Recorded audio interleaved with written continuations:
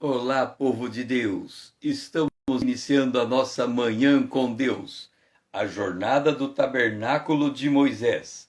6 estações, 1 hora em cada 10 minutos em cada estação, 1 hora na presença de Deus. Lídia, bom dia. Esta é a manhã com Deus, porque Ele é o nosso Deus, e nós, povo do seu pasto, o povo que Ele pastoreia, e ovelha de sua mão, o rebanho, sob os cuidados de Deus. Bom dia, Lídia. E nós vamos posicionar a Arca da Aliança em Romanos, capítulo 5, o versículo 6. Bom dia, Rita. Seja bem-vinda. Romanos, capítulo 5, versículo 6. Porque Cristo, quando nós ainda éramos fracos, morreu a seu tempo pelos ímpios. Eu tenho colocado que nós devemos ser especialistas na geografia espiritual. Nós temos que aprender a nos posicionar diante de Deus, para que a gente possa entender os propósitos de Deus. Quando nós lemos, bom dia, Rita. Quando nós lemos o livro de Gênesis, o capítulo 2 e o capítulo 3, nós vemos que Adão e a mulher estavam no jardim do Éden. E a mulher foi enganada pela serpente comendo do fruto proibido. Quando Deus fala do jardim do Éden, ele diz assim, aqui está o jardim do Éden. Esse é o jardim do Éden. Aqui no meio do jardim,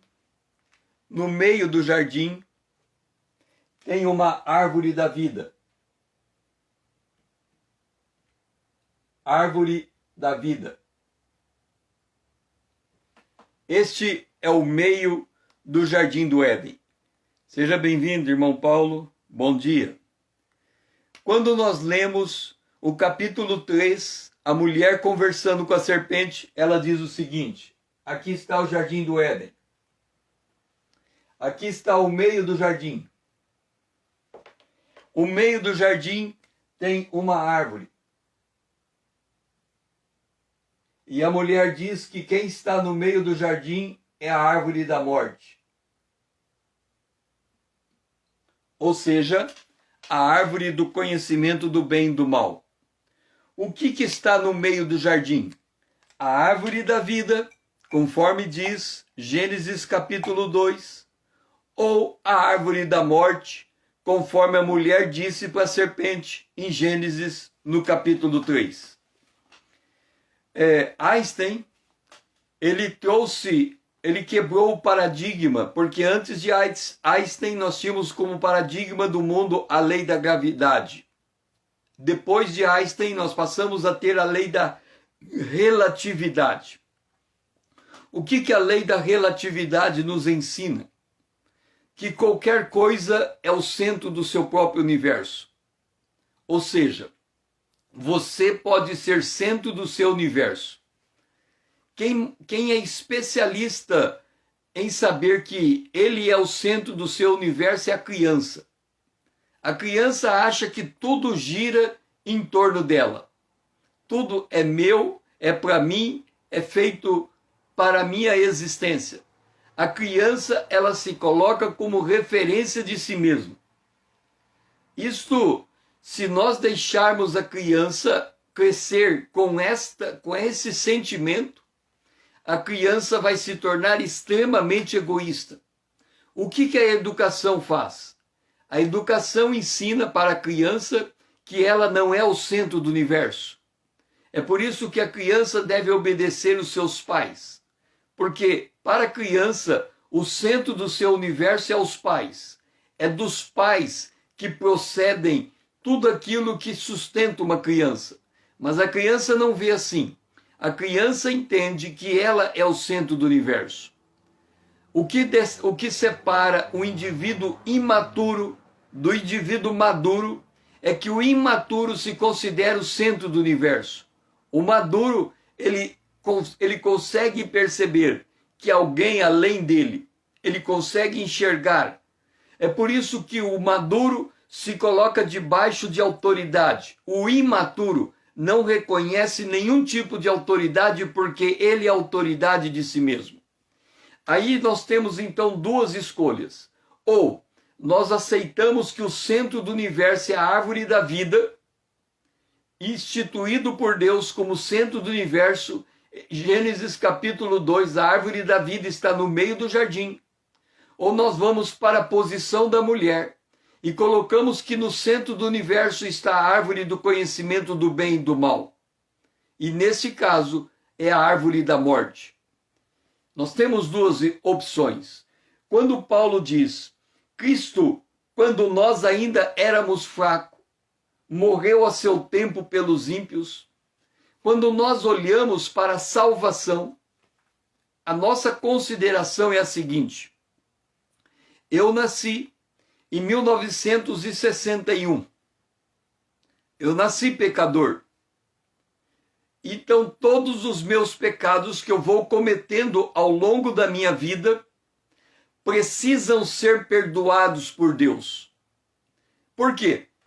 Se eu nasci em 1961 e se hoje é dia 28 de janeiro de 2021, esse dia de hoje ainda não existia. Ele passou a existir hoje. E se ele passou a existir hoje e eu cometi um pecado hoje, então eu preciso que Deus me perdoe. Eu preciso que Deus me perdoe.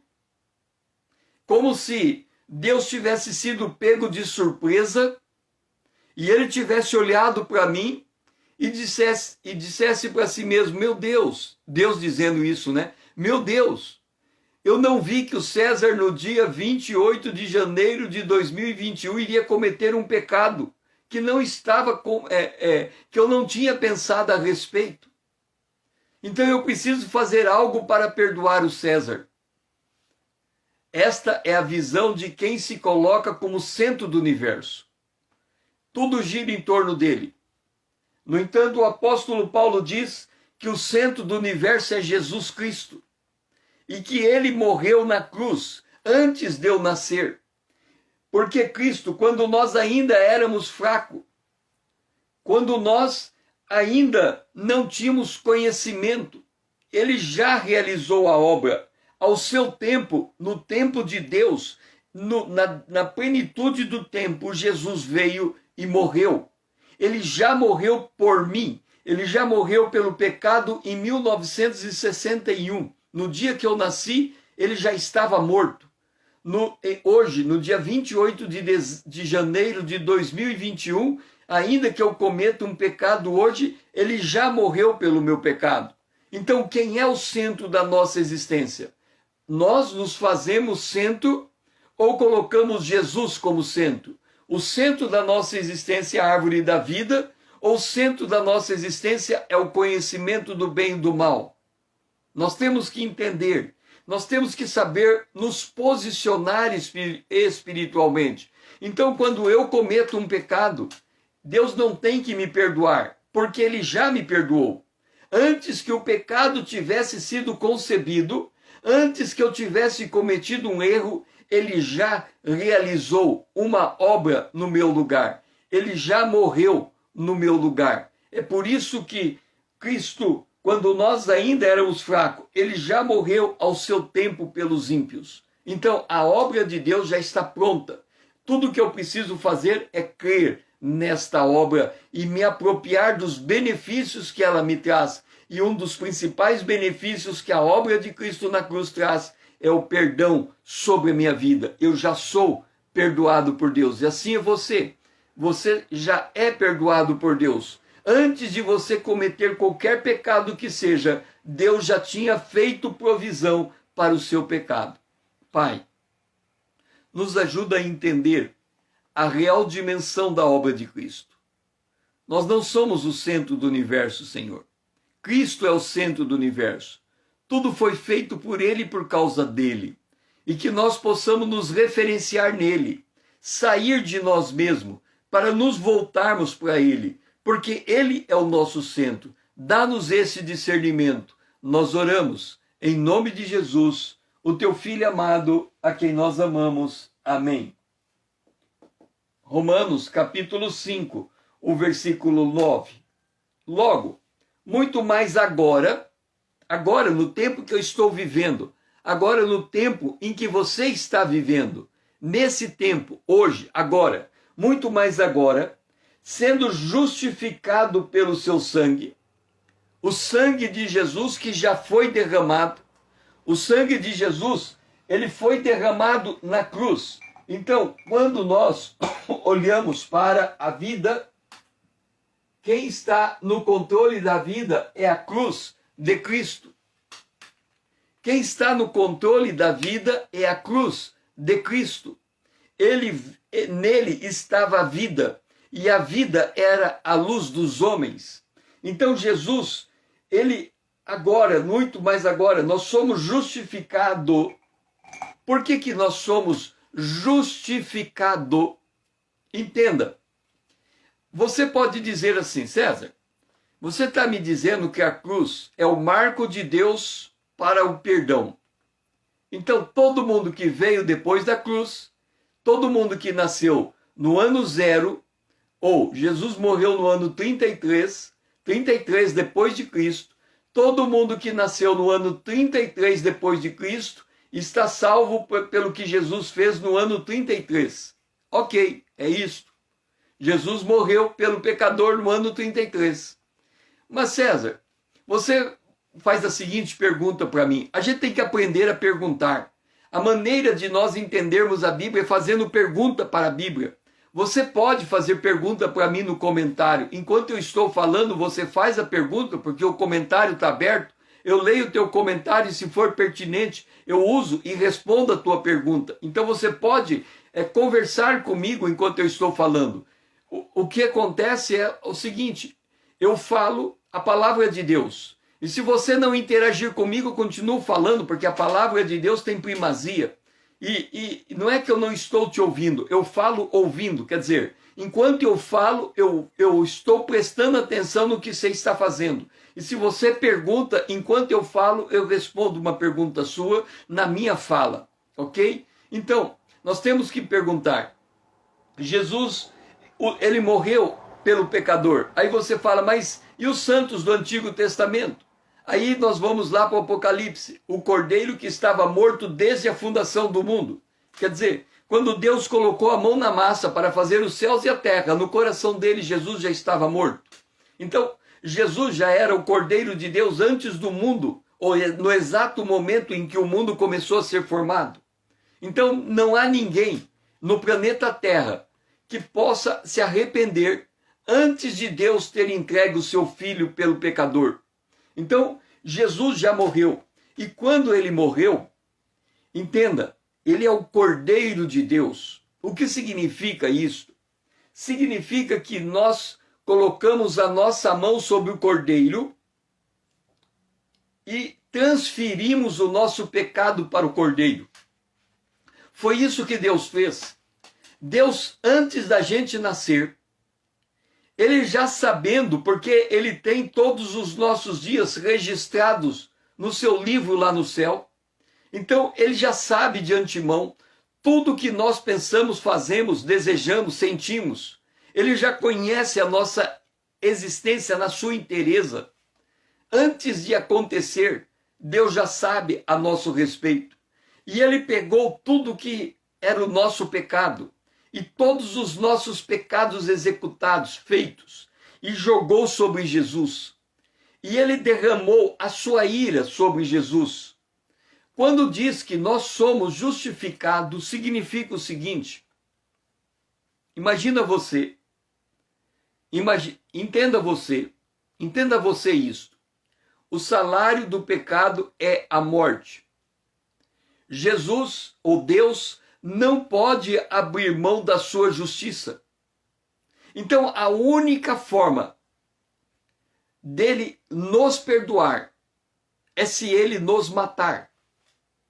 A única forma de Deus nos perdoar é se ele nos matar.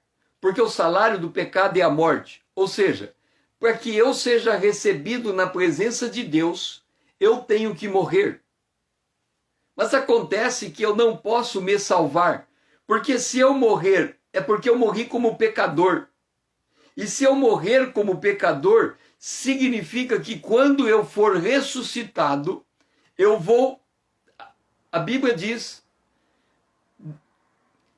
o homem está destinado a morrer uma vez e depois da sua morte vem o juízo. Se eu morrer sem Jesus, eu morri por causa do meu pecado. O salário do pecado é a morte. Então, se eu morrer fisicamente, entenda isso, se eu morrer fisicamente, a razão pela qual eu morri é porque eu sou pecador. Entenderam? Se eu morrer fisicamente, a razão por que eu morri é porque eu sou pecador. Então, a minha morte é o atestado, é a declaração da minha condição. Se eu sou pecador, eu morro.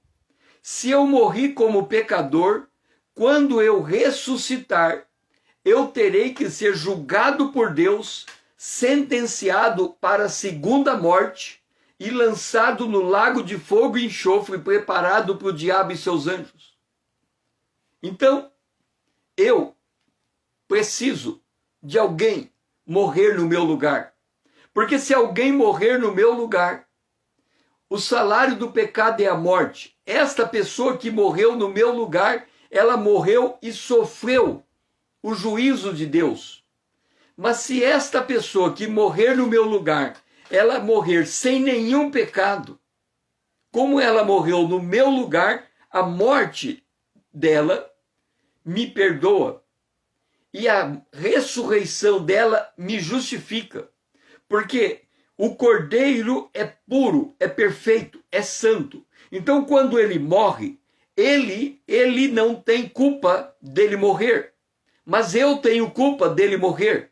Então, a minha morte é a morte dele. Só que como ele não tem culpa, ele sai da morte para viver. E a partir daquele momento, Deus me justifica. Porque eu não posso ser condenado duas vezes. Se Jesus foi condenado no meu lugar, eu não tenho mais nenhuma condenação. Isso significa, eu sou justificado, porque não pesa sobre mim nenhuma condenação, por nenhum pecado passado, presente ou futuro. O problema do pecado na minha vida foi resolvido cabalmente em Cristo. Então, eu tenho uma declaração de Deus. Assim como você, quando termina a faculdade de engenharia ou de medicina, você tem um diploma que você está apto a exercer a medicina, todos nós que aceitamos Jesus temos um diploma que nós estamos aptos a sermos justos e santos. É como se Deus dissesse, eu zero a conta do pecado. O pecado não tem mais poder sobre a sua vida. O pecado já está absolutamente resolvido. Passado, presente e futuro. Porque eu sou, você é, nós somos justificados pelo sangue derramado de Jesus. Portanto, seremos salvos por ele. Salvos da ira. Significa que a ira de Deus continua caindo sobre a terra, mas só sobre o pecador. Não cai mais sobre nenhum crente em Cristo Jesus, porque nós não temos mais pecado em nós. O nosso pecado foi retirado. Jesus é o cordeiro que tira o pecado. Ele tirou o pecado de nós. E aí, porque ele tirou o pecado de nós, nós agora somos salvos por ele. Somos salvos da ira. A ira de Deus cai sobre o mundo, mas nós não fazemos parte dessa conta, porque nós passamos da morte para a vida. E se a gente morrer, a gente está dormindo, esperando o dia do arrebatamento, da ressurreição. Então a morte não tem mais poder sobre nós, porque Jesus morreu em nosso lugar. Pai, nos ajuda a entender que Jesus morreu em nosso lugar. O castigo que nos traz a paz caiu sobre ele.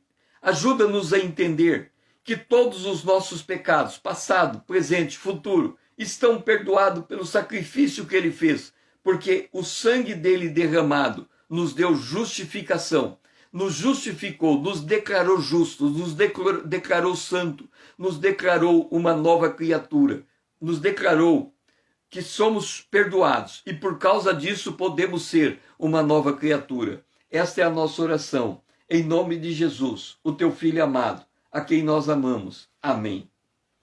E agora vamos para o nosso café da manhã, que é o versículo 7 e o versículo 8. Olha só, diz Paulo, dificilmente alguém morreria por um justo, pois pode ser que pelo bom alguém se anime a morrer. Sabe o herói? O que o herói faz? Por que ele é declarado herói? Porque ele morre para salvar alguém. Quando nós temos o salva-vida no mar, o bombeiro está ali para que se alguém estiver passando pelo perigo de morrer afogado, o bombeiro vai lá e salva aquela pessoa. Só que quando você vai salvar alguém que está morrendo afogado, se você não souber como pegar essa pessoa, você morre junto com ela. Ou você tira ela da água e você morre no lugar dela. E muitos bombeiros, eles perdem o jeito de pegar a pessoa e eles acabam morrendo no lugar da pessoa que eles estão salvando. Então, pode ser que pelo bom alguém se anime a morrer. E temos exemplos na história de pessoas que morreram por alguém.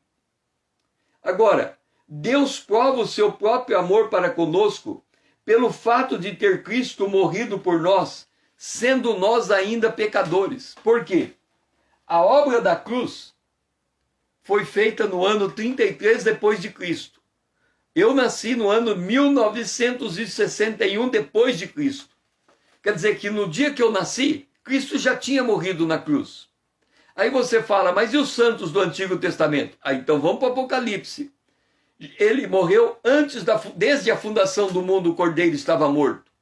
Então, se é desde a fundação do mundo, significa que quando Deus fez Gênesis 1:1, no princípio criou Deus os céus e a terra, nós podemos escrever um acréscimo. No princípio criou Deus os céus e a terra, matando o Cordeiro de Deus. Ok? Então, no dia que Deus fez os céus e a terra, Deus já matou o Cordeiro. Imagina. Vamos tentar entender essa lógica. A Terra, o planeta Terra tem 13 bilhões de anos. Seria mais ou menos o seguinte: Deus o Pai, no dia que ele manda fazer os céus e a terra, e o Espírito Santo vai lá e dá forma para o céu e a terra, ele pega o seu filho e joga para o planeta como se fosse uma semente. É como se, no ponto zero, passando 13 bilhões de anos, o pai estivesse sozinho esperando a volta do filho. Mais ou menos isso. Quer dizer, no coração do pai, quando ele cria os céus e a terra, o filho já estava morto no seu coração.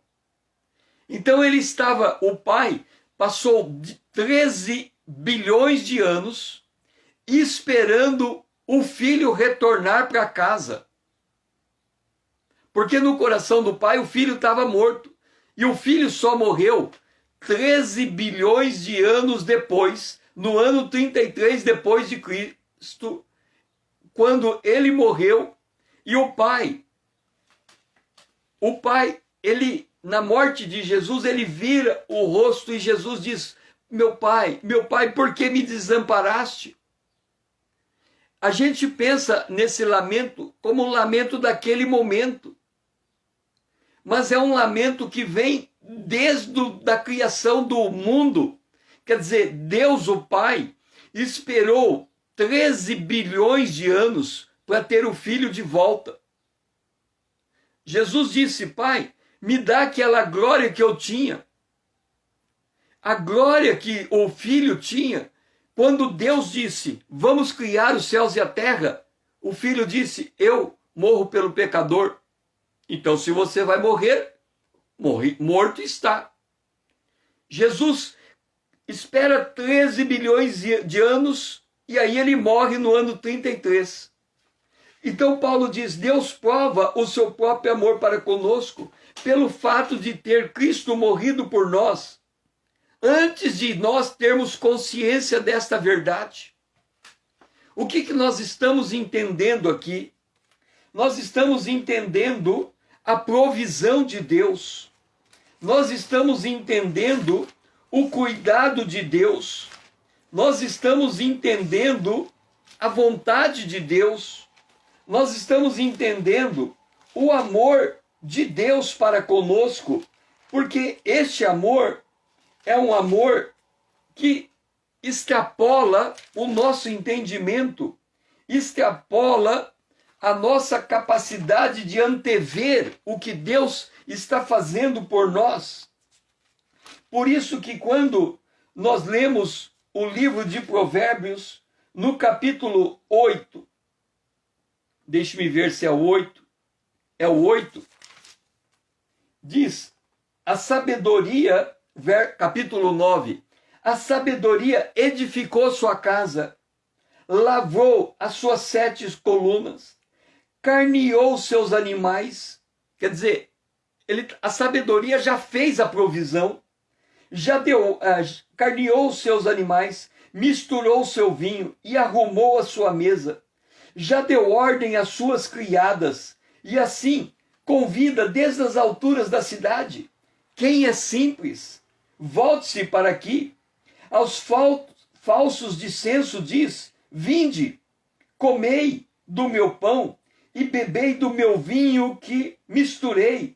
Deixai os insensatos e vivei, andai pelo caminho do entendimento. Por quê? Porque a sabedoria já preparou a provisão para nós. É por isso que a sabedoria nos convida para um banquete. É por isso que Jesus bate na porta e diz, se você abrir, eu entrarei e cearei. Porque a obra da salvação, a obra da redenção, ela foi feita na cruz. Deus prova, Deus amou o mundo de tal maneira que deu seu Filho unigênito, para que todo aquele que nele crê não pereça, mas tenha vida eterna. E a prova do amor de Deus é a morte de Jesus na cruz. Pelo fato de ter Cristo morrido por nós, sendo nós ainda pecadores. Entenda, quando você cometer um pecado, antes de você querer pedir perdão, Deus já te perdoou. Por que nós confessamos os nossos pecados? Diz assim, se nós confessarmos os nossos pecados, Ele é fiel e justo para perdoar os nossos pecados e nos purificar de toda iniquidade. Quando nós confessamos o nosso pecado, nós estamos reconhecendo que a obra da cruz já foi feita. Porque senão não poderíamos confessar, já que não haveria provisão para o pecado. Mas o fato dele já ter morrido por nós, antes da nossa existência, deveria colocar o nosso coração em descanso. Aí alguém fala, eu cometi pecado e não consigo me perdoar. Quem disse isso foi Caim. Porque Caim matou Abel. Deus disse, Caim, o sangue de Abel está reclamando desde a terra. E ele disse assim, maior é o meu pecado. E ele sai da presença de Deus. Quer dizer, maior é meu pecado que o perdão de Deus, e ele sai fora da presença de Deus. Quando nós nos recusamos a confessar o nosso pecado, nós estamos dizendo que o nosso pecado é maior do que Deus. Entenda a insensatez. Quando nós recusamos a confessar o nosso pecado, nós estamos dizendo que o nosso pecado é maior do que Deus, e Deus não tem provisão para nós. No entanto, a provisão de Deus está na cruz. Jesus já morreu, Deus já provou o seu amor, Ele já nos perdoou. Pai, nos ajuda a entender que quando nós aceitamos Jesus, tudo muda, porque nós já somos perdoados, nós já somos justificados, nós já somos declarados justos. Portanto, Pai, o relacionamento que temos a partir daqui com o Senhor não é um relacionamento de pecador com o juiz, mas de filho com o Pai. Muda completamente a dinâmica. Nós não nos relacionamos mais como um pecador diante de um Deus irado, mas nos relacionamos como um filho diante de um Pai que ama. É a nossa oração nesse discernimento, em nome de Jesus, o teu Filho amado, a quem nós amamos. Amém. E agora vamos lançar luz sobre isso. Romanos capítulo 5, verso 10. Porque se nós, quando inimigos, fomos reconciliados com Deus mediante a morte do seu Filho, muito mais, estando já reconciliados, seremos salvos pela sua vida. Deixe-me dizer uma coisa para você. A revelação mais difícil de nós aceitarmos, entenda bem, aqui tem a Bíblia, nós estamos falando da Bíblia, nós estamos falando da revelação. A maior dificuldade que nós temos para entendermos a palavra de Deus, a maior revelação que nós precisamos é de que nós não somos o centro do universo. O mundo não gira em torno de nós. O mundo gira em torno de Jesus. A nossa maior humilhação é reconhecer que nós precisamos de Deus. Como é difícil nos humilhar. O nosso ego, ele tenta se entronizar e viver uma vida independente de Deus. O apóstolo Paulo aos Efésios, capítulo 2, ele diz que noutro tempo estávamos mortos nos nossos delitos e pecados. Aí você fica tentando encontrar pelo em ovo. Porque você fica tentando entender qual era o pecado. E a pessoa entende que o pecado é matar, roubar, mentir, adulterar. Entenda uma coisa. Jeremias disse que o homem cometeu duas maldades. Portanto, só existe dois tipos de pecado na terra. Entenda. O homem só tem condição de cometer dois tipos de pecado. Na verdade, um pecado. E o outro é consequente. Porque diz, o meu povo cometeu duas maldades. A mim me deixaram e cavaram para si cisternas rotas que não retêm água. Então, para existir qualquer pecado, para existir o pecado de prostituição, para existir o pecado de idolatria, para existir o pecado de mentira, para existir o pecado de avareza, a pessoa primeiro tem que cometer o pecado de deixar a Deus. A mim me deixaram e cavaram para si cisternas rotas que não retêm água. Quer dizer, qualquer outro pecado é um pecado. Quando a gente fala assim, qual é o pecado de Davi? Alguém diz, é o pecado de adultério. Não. Primeiro ele se afastou de Deus, então ele cometeu adultério.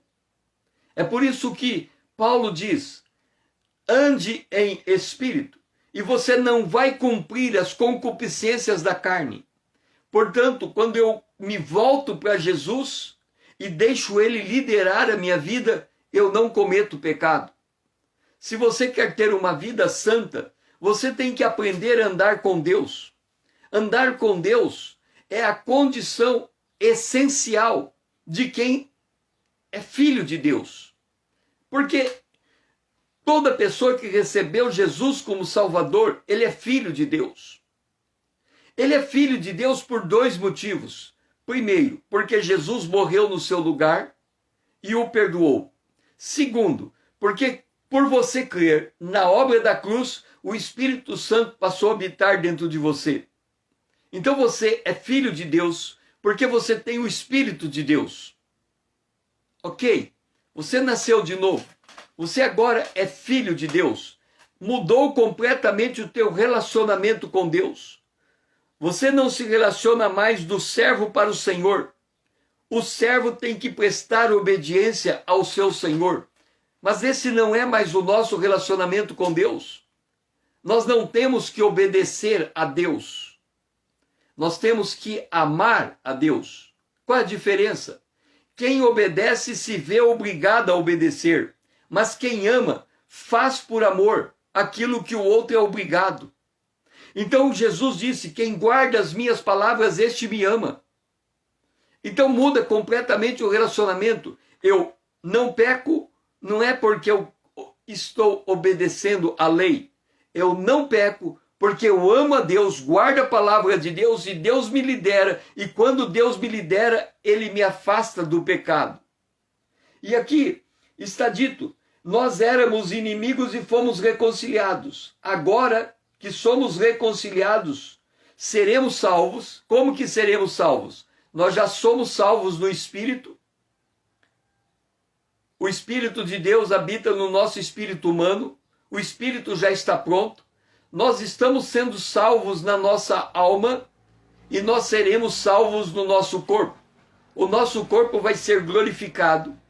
Nós vamos ter um corpo incorruptível, mas isso só vai acontecer no arrebatamento da igreja e na ressurreição dos santos. Hoje, nós estamos sendo salvos. Como é que nós estamos sendo salvos? Se nós optarmos para andar com Deus, a vida de Jesus nos salva. Está escrito: seremos salvos pela sua vida. Jesus disse assim: quem comer da carne e beber do sangue tem vida em si mesmo. Mas quem não comer da carne e não beber do sangue não tem vida. Está apartado de Deus. O que é beber da carne e comer do sangue? É participar da ceia do Senhor. Aí você vai falar: César, você está me dizendo que participar da ceia do Senhor é ter vida? Sim, por quê? Porque quando você participa da ceia do Senhor, lá tem o pão, tem o vinho, tem o pão e tem o vinho. Quando você participa da ceia do Senhor, para você participar daquela ceia, primeiro, você tem que reconhecer que Jesus morreu na cruz. Ponto. Segundo, você tem que reconhecer que você está cercado pela família de Deus, ligados todos no mesmo Espírito, formando o corpo de Cristo, que é a igreja. Então a única maneira de participar da ceia do Senhor é ser membro da igreja, é ser membro do corpo de Cristo, é ter o Espírito Santo, é participar da família de Deus. E a única maneira de participar da ceia do Senhor dignamente é não estar em briga com nenhum irmão, é ter paz com todos. Então, se você participa da ceia dignamente, você está discernindo o corpo de Cristo. Se você está discernindo o corpo de Cristo, você tem um coração limpo, porque você liberou perdão para quem te ofendeu. Então não tem como. Por isso que a Bíblia diz: seremos salvos pela vida dele. Ou seja, porque eu quero me relacionar intimamente com Jesus, eu me relaciono com os meus irmãos na fé, liberando perdão para os meus irmãos. É a base. O nosso relacionamento passa a ser perdoar pela manifestação do perdão extensivo a nós e aos nossos irmãos. Pai, nos ajuda a compreender que somos salvos pela sua vida. Significa que quando participamos da ceia do Senhor, da onde retiramos a vida, a comunhão, é porque nós cremos na morte do Cordeiro até que ele venha, é porque nós cremos que estamos inseridos na família de Deus, e é porque nós temos paz com os nossos irmãos. É nessa condição que participamos da ceia, e é nessa condição que a tua vida flui, porque o mundo reconhecerá que o Senhor está no Pai, o Pai está no Filho e o Filho está em nós, quando nós nos amarmos mutuamente. Este é o testemunho de uma vida com Deus. Esta é a nossa oração, em nome de Jesus, o teu Filho amado, a quem nós amamos. Amém. Isso mesmo. Para participar da ceia precisa ser batizado. Daí vem os acampamentos de Israel. O primeiro acampamento é Ramsés. Para eu sair desse acampamento e entrar no segundo acampamento, que é Sucote, eu tenho que crer e ser batizado. Ao ser batizado, eu passo a fazer parte da igreja local. Uma coisa leva a outra. Romanos capítulo 5, verso 11, a pia de cobre. Verso 11. E não apenas isso, mas também nos gloriamos em Deus por nosso Senhor Jesus Cristo, por intermédio de quem recebemos agora a reconciliação. Deixe-me dizer uma coisa. Deus respeita o nosso livre-arbítrio. Por outro lado, se somos filhos de Deus, Deus nos ama e nos trata como filho. O que significa isso? Presta bem atenção. Quando eu falo igreja, igreja tem duas maneiras de eu enxergar a igreja. Fisicamente, a igreja é uma instituição. Ela tem um rol de membros. Por que a igreja dá tanta importância ao rol de membros? Por que a igreja tem uma lista? A igreja e instituição tem uma lista de todos os membros. Porque para eu me tornar membro, eu tenho que ser batizado nas águas. Para eu ser batizado nas águas, eu tenho que dar testemunho da minha fé. Para que o meu testemunho seja aceito, a igreja tem que receber o meu testemunho. Então vamos dizer o seguinte. O meu filho, ele aceitou Jesus com 5 anos. E ele pediu para ser batizado nas águas com 7 anos. O pastor disse assim para ele: para você ser batizado nas águas, você tem que aceitar, ir diante da igreja, contar o seu testemunho, e a igreja vai validar se teu testemunho é verdadeiro. Se ela reconhecer que você realmente aceitou Jesus, você poderá ser batizado nas águas. E o teu pai não pode ajudar você na hora que você estiver na frente da igreja. Isso com 7 anos. E eu tinha dito que ele devia procurar o pastor. Se ele queria ser batizado, ele tinha que falar com o pastor. Então ele falou com o pastor. E eu estava ouvindo ele falar com o pastor. E aí ele tomou essa decisão de ser batizado nas águas e de passar pelo crivo da igreja. Eu não podia ajudar. No dia que foi o dia de dar esse testemunho para ele ser batizado nas águas, ele tinha 7 anos, eu fiquei atrás dele como um apoio moral, mas eu não podia falar nada. Ele chegou diante da igreja e ele foi dar o testemunho de como ele aceitou Jesus, aos 7 anos de idade. Agora ele tinha 2 opções. Primeira opção, ele podia dizer assim para a igreja: eu aceitei Jesus como meu Salvador, porque eu entendi que para eu aceitar Jesus eu tenho que ser membro da igreja, e eu quero ser membro da igreja para eu ser salvo. O que a igreja ia dizer? Você não entendeu nada. Volte no próximo ano. Por quê? Porque ele pensou que a igreja é a salvação. Ser membro da igreja é ser salvo. Então ele não entendeu nada. Ele poderia dizer, chegar diante da igreja e dizer assim aos 7 anos: eu quero ser membro, eu quero ser batizado nas águas, porque eu entendi que o mandamento de Deus é obedecer o pai e a mãe, e eu nunca desobedeci os meus pais. E está aqui meus pais de testemunho, e eles podem assegurar que eu sou um filho obediente. A igreja ia dizer: você não entendeu nada, volte no próximo ano. Mas o que ele falou que fez a igreja aceitar o testemunho dele?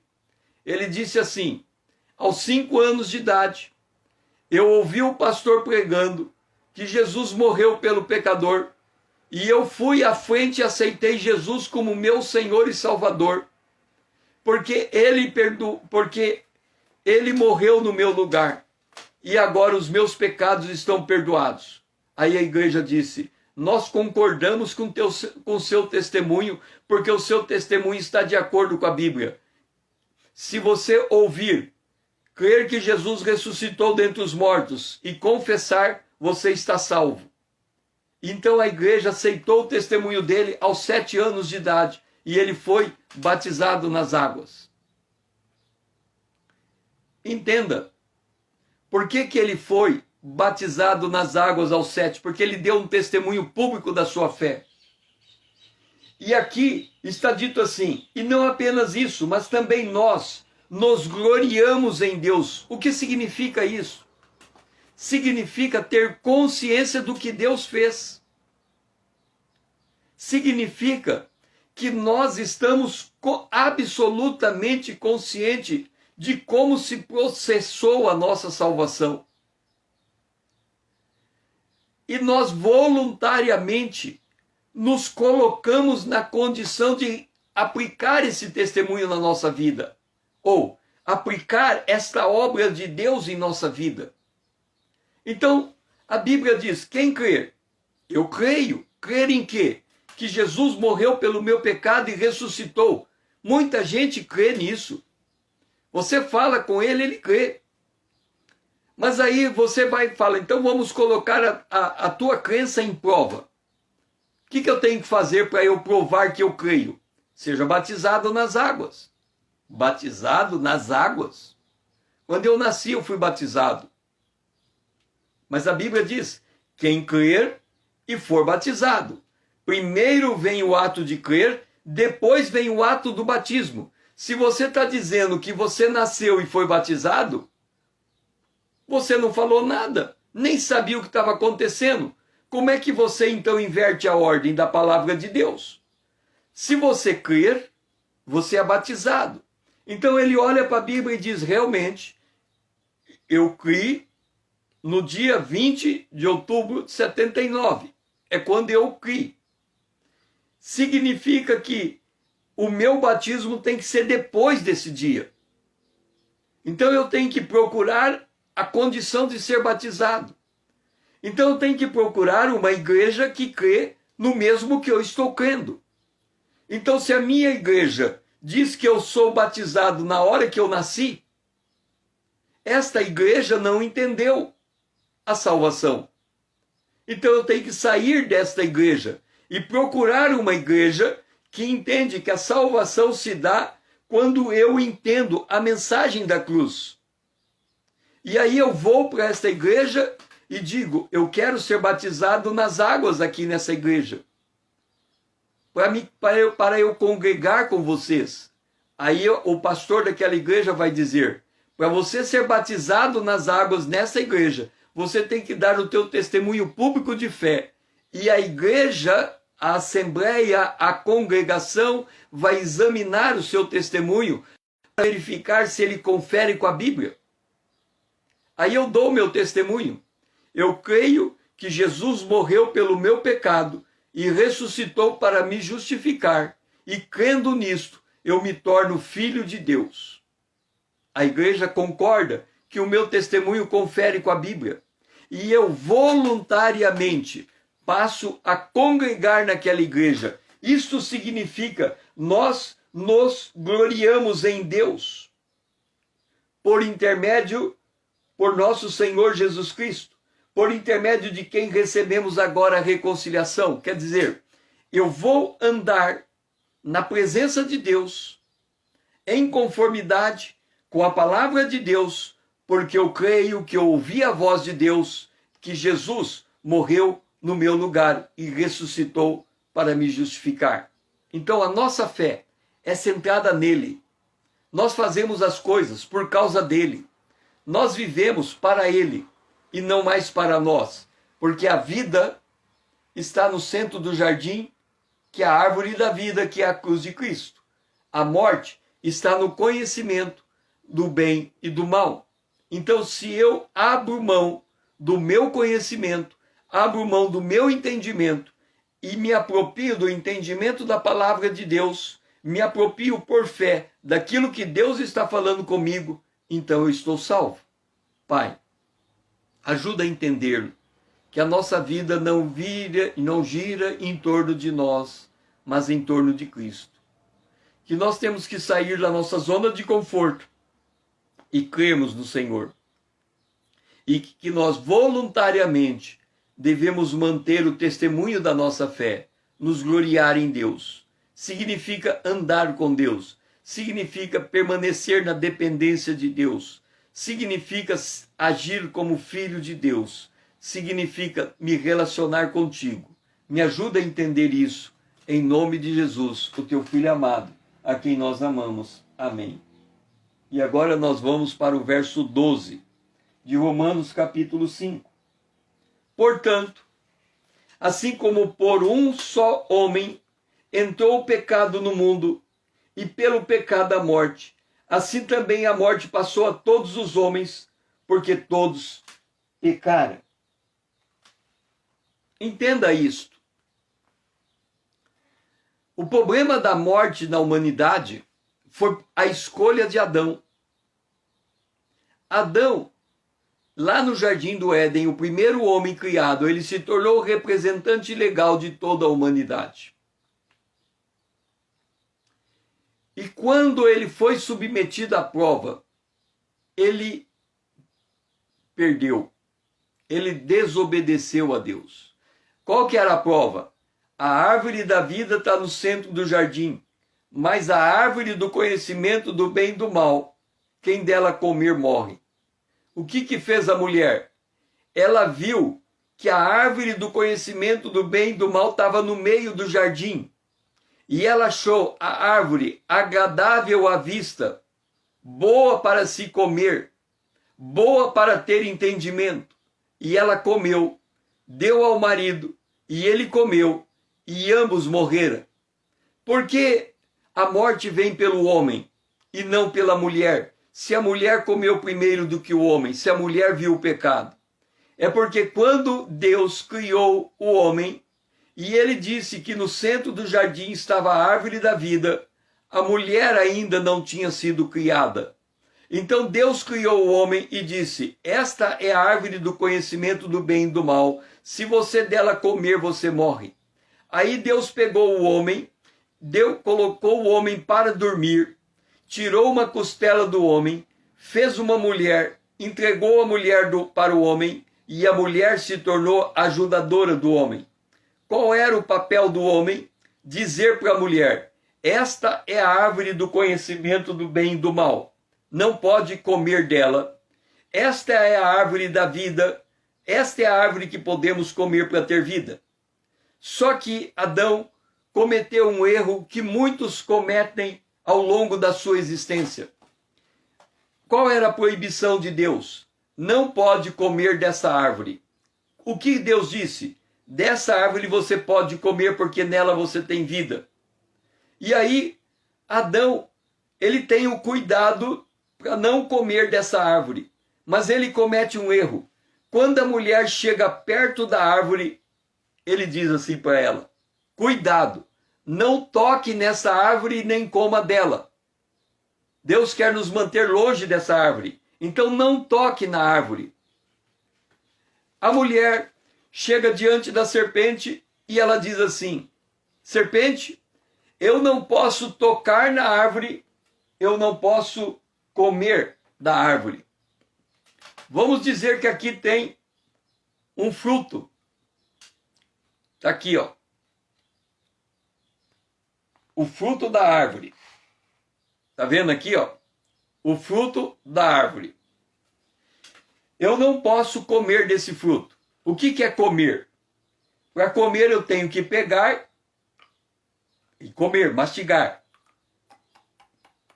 Só depois de eu mastigar e a comida entrar dentro de mim é que eu comi. A mulher chega para a serpente e diz assim: eu não posso tocar, eu não posso comer. Agora ela tocou. Mas ela não comeu, ela só pegou. Ela pegou e examinou o fruto. E ela viu que o fruto era bom para se comer. O fruto era agradável à vista e o fruto era apto para dar entendimento. Eu pergunto para você, o fruto está na mão da mulher, ela pecou? Porque o fruto está na mão dela, ela pecou? A resposta é, não, ela não pecou. Deus não falou nada de pegar do fruto. Deus falou que não podia comer do fruto. Agora, entenda o que o diabo faz com a mulher. Ela pega esse fruto. Ela pega esse fruto e ela fala, eu pequei, eu peguei, então eu pequei. Você pegou e pecou? Como é assim? Não. Deixe-me colocar da seguinte maneira. Imagina que esse fruto é o pecado da prostituição. Ok? Imagina que esse fruto é o pecado da prostituição. A prostituição, ela acontece no prostíbulo. O prostíbulo é uma casa onde ficam as mulheres que praticam a prostituição. Ok. Aí o homem olha para aquele prostíbulo, o homem está aqui, olhando para o prostíbulo. Ele diz assim, eu, César, vou sair daqui, vou até aquele prostíbulo, vou pegar uma prostituta e fazer sexo com ela. Ok? Em que momento que eu cometi o pecado? Na hora que eu pensei ou na hora que eu executei? Na hora que eu pensei, eu concebi o pecado, mas ele não foi executado. Mas na hora que eu peguei a prostituta e fiz sexo com ela, eu executei o pecado. O salário do pecado é a morte. Ok. E a mulher? Ela olha para o prostíbulo e diz assim, eu vou sair daqui e vou para o prostíbulo porque eu já sou prostituta. Ué, mas ela não foi no prostíbulo? Ela ainda não pôs o seu corpo para vender? Mas só de pensar que ela podia ser prostituta, ela já se sentiu culpada. Então, o pecado na mulher, ela sente a culpa antes de cometer o pecado. O homem sente a culpa depois que comete o pecado. É diferente. E quando ela sente a culpa antes de cometer o pecado, se ela se tornar prostituta de fato, ela vira pior do que o pior pecador. Porque é como se ela se atirasse ao pecado, porque ela já é condenada, já se condenou antes de cometer o pecado. Foi o que aconteceu. O pecado entrou na terra por causa da decisão de Adão. E todos pecaram. O que significa isto? Significa que se o pecado entra na terra por causa de Adão, a salvação entra na terra por causa de Jesus. Se eu consigo perceber que eu sou filho de Adão, por isso pecador, eu também consigo perceber que Jesus é o Filho de Deus. E quando eu recebo Jesus, ele resolve o problema do meu pecado. Ele muda essa decisão. Por isso que lá está escrito, seremos salvos pela vida de Jesus. Somos justificados por causa da obra de Jesus na cruz. Por isso é tão importante eu andar com Deus. Porque quando eu ando com Deus, eu estou transferindo a santidade de Deus para mim. Eu estou implantando a natureza de Deus na minha vida. Eu estou mudando os meus hábitos, eu estou mudando o meu comportamento, porque Deus se faz presente comigo. Então, da mesma maneira como o pecado entrou no mundo por causa de Adão, a vida entra no mundo agora por causa de Jesus. Pai, nos ajuda a entender a importância de andarmos com Deus. Porque nós já somos perdoados, nós já somos justificados, e a natureza divina é implantada em nós à medida em que nós avançamos nessa jornada com Deus. À medida que aprendemos a andar ouvindo a voz de Deus, a nossa mente vai sendo renovada e nós vamos sendo transformados de glória em glória na imagem do teu Filho, porque já somos filhos de Deus. O que nós temos que fazer é viver aquilo que somos. E quando discernimos isso, Senhor, nós seguramente andamos com Deus, porque o Espírito Santo passa a nos liderar. Nos ajuda a entender isso. É a nossa oração, em nome de Jesus. Foi muito bom ter você aqui junto comigo nessa live. Lembra de fazer parte de me seguir aqui no Instagram, para aumentarmos a visibilidade dessa comunidade, que tem a palavra de Deus como guia e procura aprender a andar com Deus a partir da palavra. Este é o meu propósito. Lembra de marcar esse vídeo, salvar ele, porque você salvando esse vídeo, ele estará sempre à sua disposição para você enviar esse vídeo a quem precisa ouvir essa verdade. Envie este vídeo, porque você, ao fazer isso, você está dizendo ao Instagram que tudo que você está ouvindo aqui é tão importante que você quer compartilhar.